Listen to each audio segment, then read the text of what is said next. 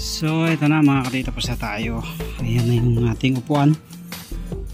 Balik alindog na ulit, kaso medyo may kanto dito pero hindi naman masyadong halata. So yan, naka GRP set na tayo.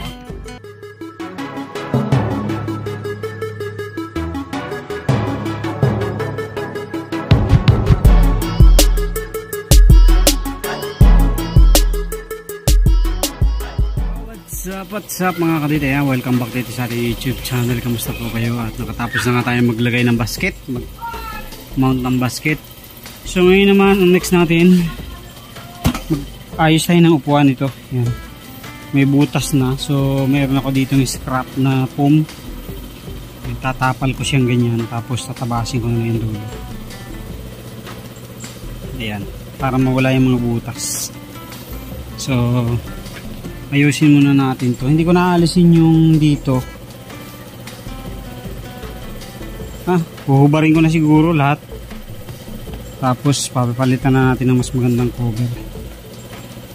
O kaya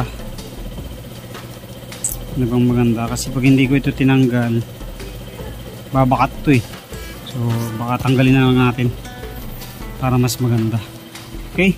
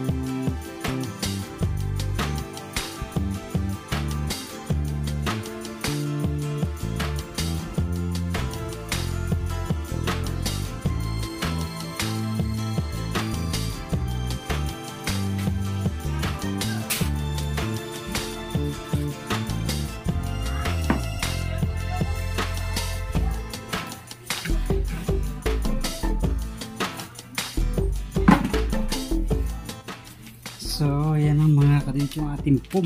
Pangit na talaga. So gagawin natin, tatapal na lang natin yung ating extra na foam dito.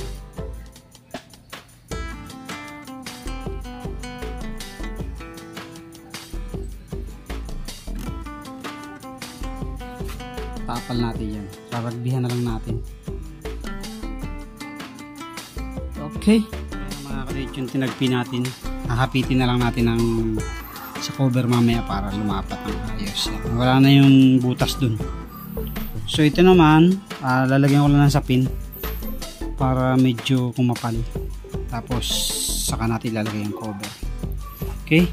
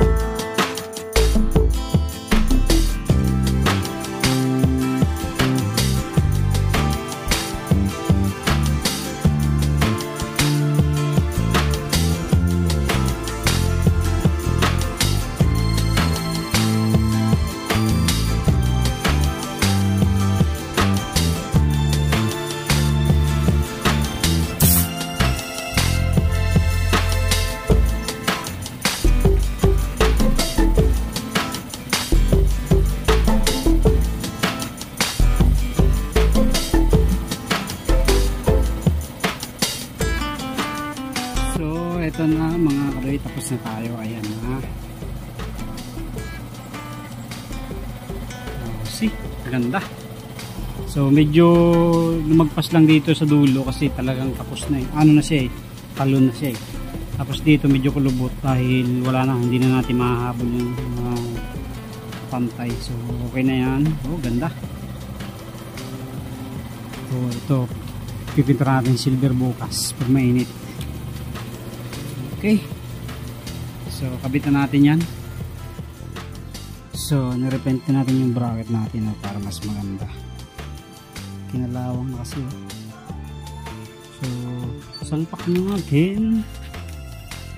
Ayan, repaint natin. Medyo may mga tama na kasi ang lalim na ng kalawang. Pero ayos pa naman. Hindi pa naman siya naubos ng kalawang. So salpak na natin yung upuan para makita natin. So ito na mga katita, tapos na tayo. Ayan na yung ating upuan. Balik alindog na ulit, kaso medyo may kanto dito pero hindi naman masyadong halata.